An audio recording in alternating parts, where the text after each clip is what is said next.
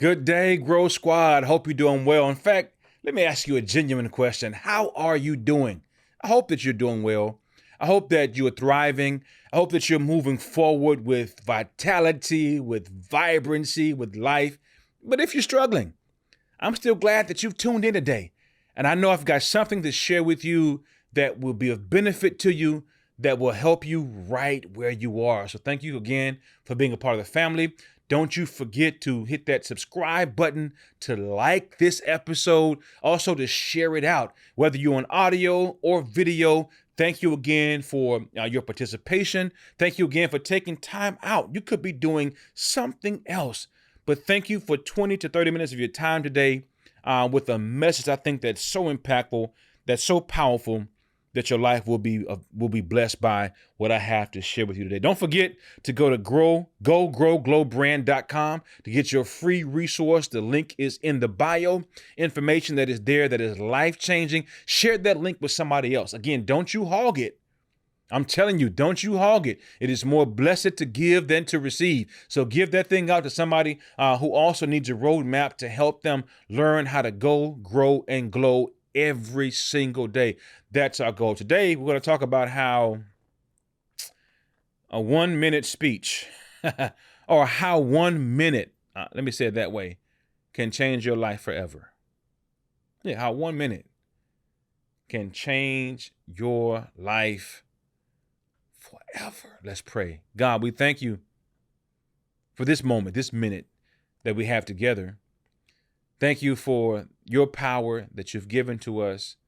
Thank you that you protect us, that you lead us, that you guide us every single day. So I pray for my friends who are listening, who are tuned in, whether they're driving, whether they're sitting. I thank you for their ears, their heart, and their minds for these next few moments. I'm asking you to use me to speak to them. In your name, amen. How 60 seconds can change your life forever. A lot can happen in 1 minute. In fact, what would you do if you had 1 minute to change your life? Now, there are several different examples in life's history of how a minute, a second, a moment changed somebody's life for good. And there are other examples about how a split moment changed somebody else's life for the bad. In the U.S. right now, the latest statistic tells us that a car accident happens every 60 seconds across the nation. We are told that house fires double in size every 30 to 60 seconds. According to Glassdoor, the average hiring manager makes a decision about a candidate within the first minute of the interview. There's power in 60 seconds. Studies are also showing that 70% of people decide whether to accept or decline a marriage proposal within the first few moments, the first minute. Understanding this, a quick decision or a decision in under a minute can alter the course of your life for the rest of your life. I remember I thought I was going to be smart. And this is a transparent moment. I thought I was going to be smart and make a quick dollar. And I decided that I was going to, this is 25, 26 years ago. I was going to take a ride with somebody who I knew had something in their car that was illegal. But I figured, hey, I just go ride with them. They're going to split some of the proceeds with me. I'm not touching anything. It's not mine. Right? I didn't package anything up. I didn't cut anything. I didn't divvy anything. Hey, I'm just in the car. Right? If need be, if they get sleepy, I'm a second driver, right? I remember one time, I only did that twice. And the second time, 1 minute changed my life. We were pulled over by a cop. Excuse me. And In being pulled over by the cop, of course, we had to present all these documents, inclusive of the license and registration. The cop came back to the car. And I don't really like cop, sounds a bit derogatory, right? The police officer, because there are some great officers and there are some officers who need some support, right? But this officer came back to the car. He seemed like a good dude. But you can see that he had a look of suspicion. Never was disrespectful, never called us out of our name, never did any of those things, horrible things that we hear about. And I'm blessed that didn't happen to me. All right. And so he says, "Gentlemen, I need you to step out the car. We're going to have to search the car." And of course, we, understanding what's in the car, right, get frantic, get kind of afraid in the moment. And my friend was about to say something. And I don't know what he was going to say, but I can almost guarantee you, knowing him, he was going to say something that's going to make our situation worse. If I was a betting person, I would put money on that. He was going to say something that was going to jam us up further, things were going to go haywire. I promise you, if he was able to get that statement out. But the officer looked up as we were getting out the car, and my friend was about to say, he said, "Oh, hold on, my radio is on." And he listened to his radio. He radios back, tells them he's on the way, and there was a wreck or something somewhere else that was more dire than what was happening on the side of the road with us. He said, "Gentlemen, I'm going to let you go this time, but I better not see you again." 60 seconds, 90 seconds tops. Could have gone one way or another. He let us go. I said, "Bro, take me to the nearest." I ain't had no money. I said, "Forget the airport. Take me to the Greyhound station. I'm going back to the house." "No, man, just keep on riding." Nope. "I'm not doing this no more. Money is not that good. I can't go to jail." I'm not built like that. I cannot go into anybody's county jail, prison, federal.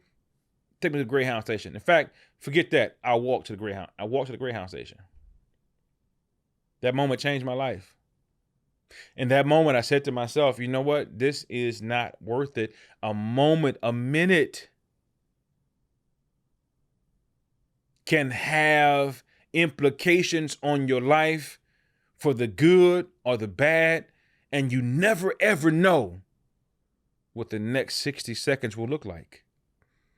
So a single minute has potential to shift your life, to shift your perspective, to shift your beliefs, and also inspire you to take action. And here's how.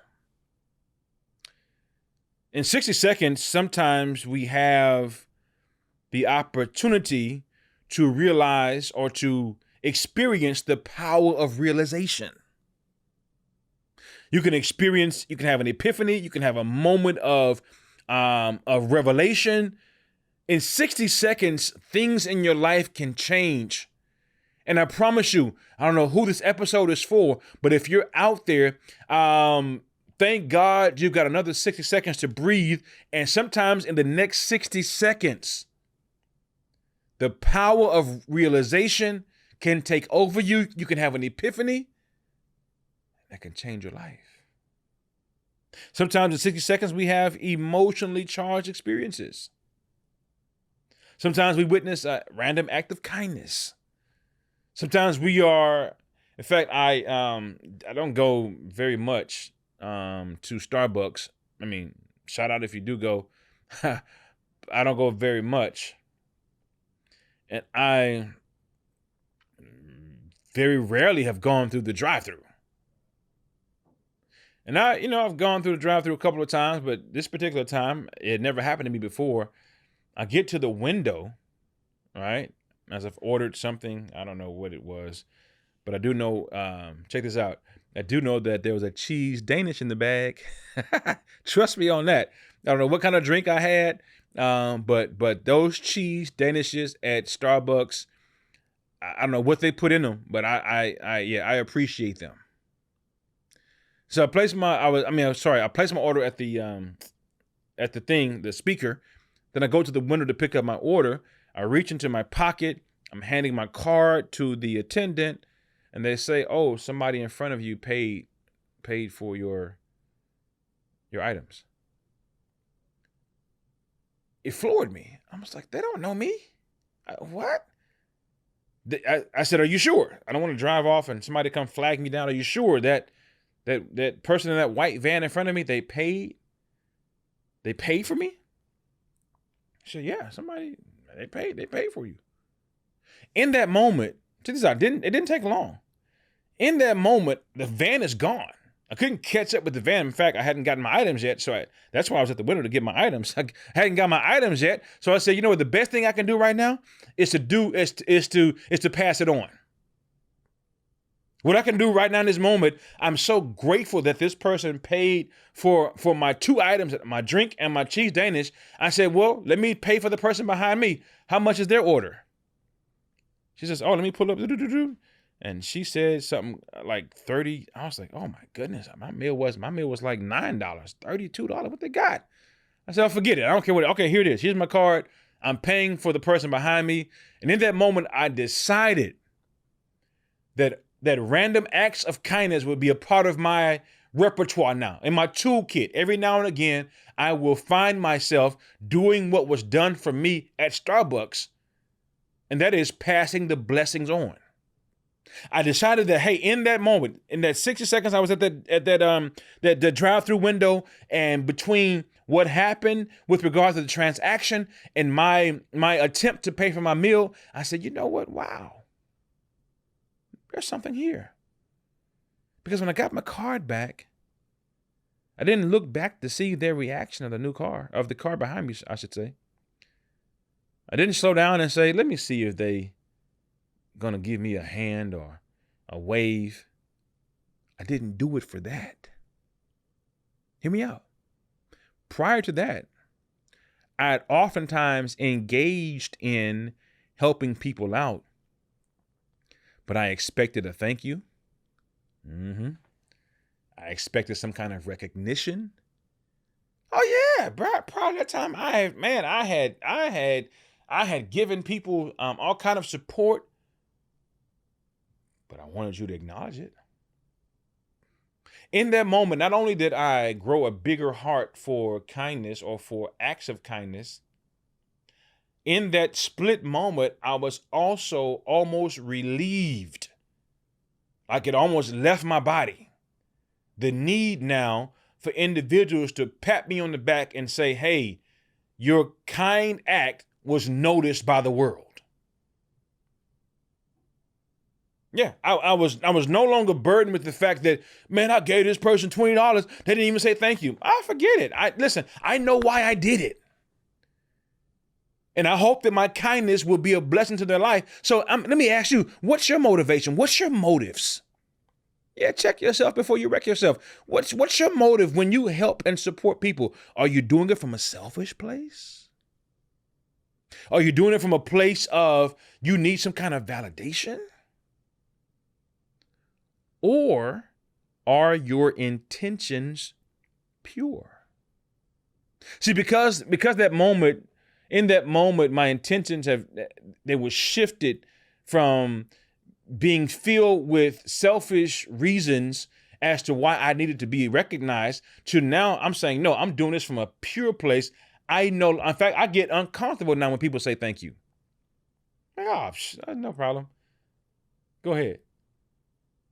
In fact, fast forward a few weeks ago now, my wife and I were going to we're going on vacation to celebrate our anniversary. Yeah. do you? Yeah, I ain't gonna sing. But we were going to celebrate our anniversary. And we're running late. Yeah. Or the margins were slim. And I travel quite a bit, and I rarely have to check up. In fact, I never really check a bag because my trips don't last that long. I'm in and out, so forth and so on. But we were going for a week.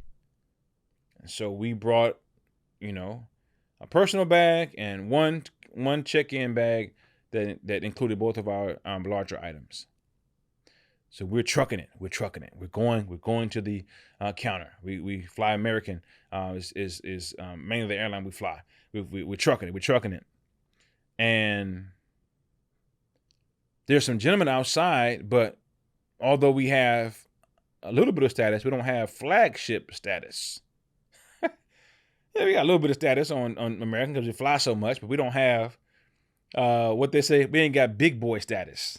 We don't fly first class and all that. We don't have big boy status.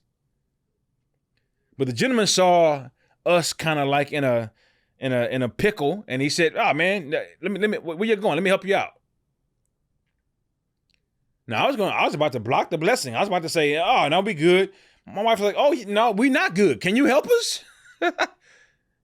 So give me your bag. So he gets the bag and he takes us to the counter, and we're gonna go get in line. He said, "No." He moved the rope and said, "You come here, get to the front of the line. I'm gonna go talk." Boom, boom. Long story short, he ended up getting us on the plane, getting us our bag, priority tag on the bag.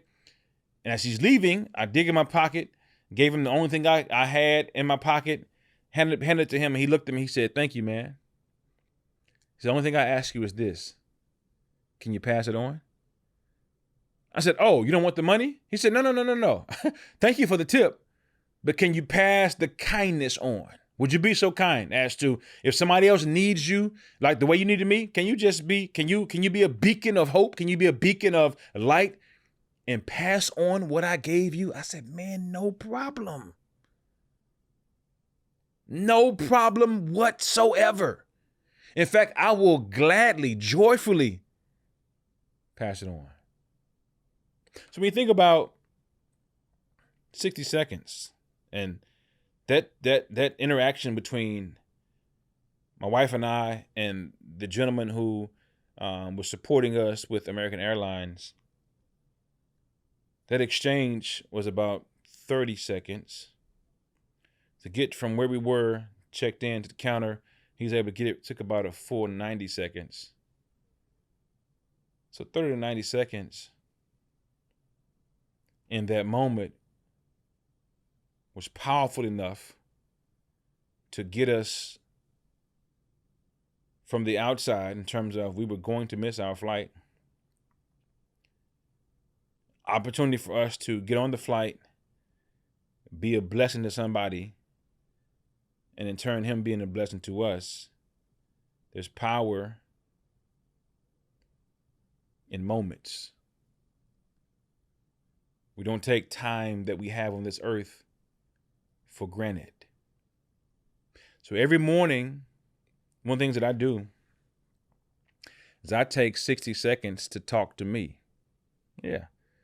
Of course, I take longer time to talk to God in the morning. But after I talk to God and after I hear back from him,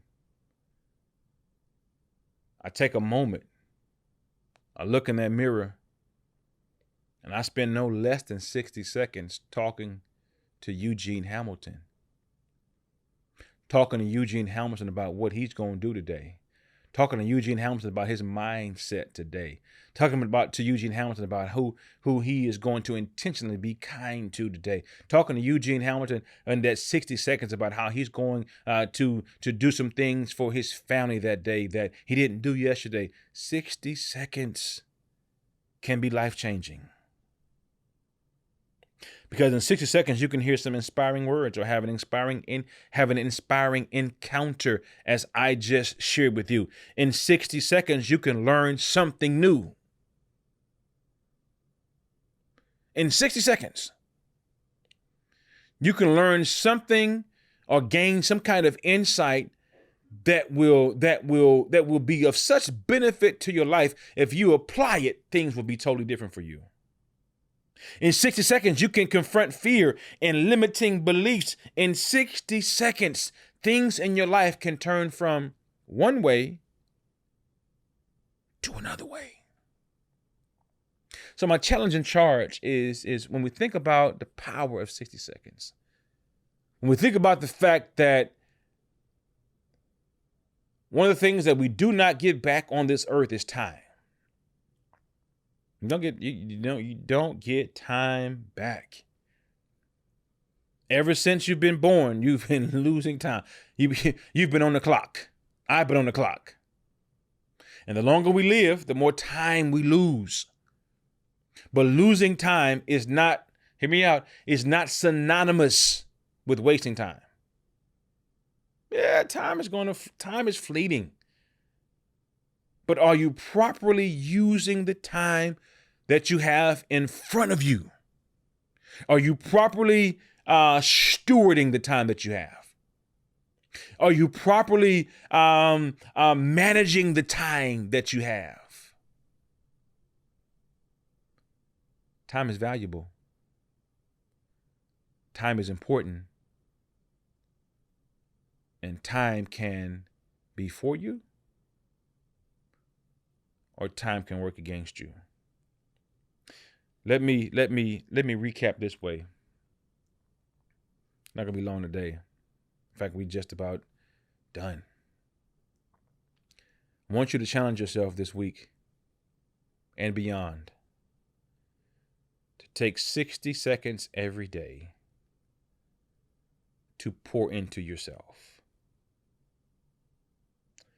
If you have those that are dependents, those that look up to you, those that you're partnered with in your home, try to spend 60 seconds pouring into them. And then allow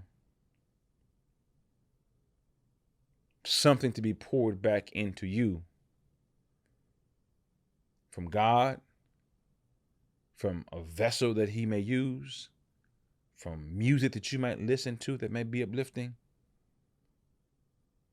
that will take you to the very next level. 60 seconds can change your life. It changed mine. Let it do the same for you. Don't forget to go to GoGrowGlowBrand.com. Get your free resource. The link is down in the show notes. Don't you forget also Atomic Habits. The link is in the show notes as well. And don't you forget, every Wednesday at 10 a.m. Pacific Standard Time, we are right back here learning how to go, grow, and glow every single day. That's my time. Tell somebody. See you next time. Peace.